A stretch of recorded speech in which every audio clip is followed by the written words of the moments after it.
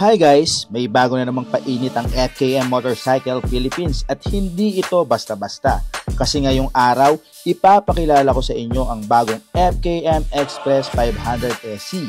Isa itong scrambler na pang-forma, panggala at pangharabas, all in one. From the ground up, panalong-panalo na agad ang forma. May vintage scrambler vibes pero ang laman, puro modern tech at performance.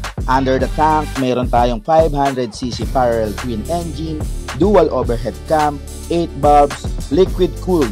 Hindi ito laruan mga ka-riders, umaabot ng 35 kW sa 8,500 RPM at 43 Newton of torque at 6,750 RPM.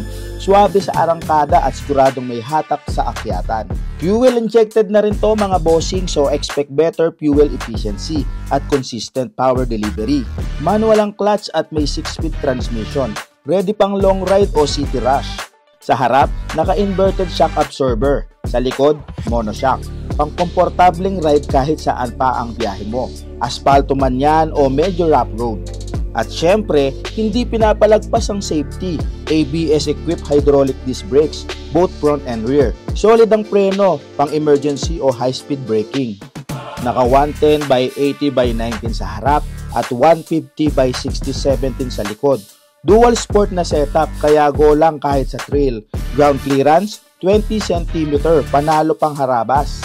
May seat height ito na 83.9 cm at curb weight na 192 kg.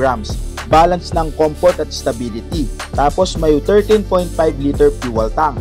Ready for long rides without frequent stops. So kung naghahanap ka ng scrambler na hindi lang pogi, kundi performance ready rin, tignan mo na tong FKM Express 500 SC.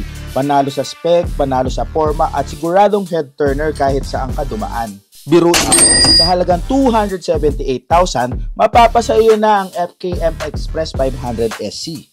At kung gusto mo pa ng maraming moto content, huwag kalimutang mag-like, comment at subscribe. This is your Eric Motovlog and kita-kits sa next ride. Ride safe mga ka-riders!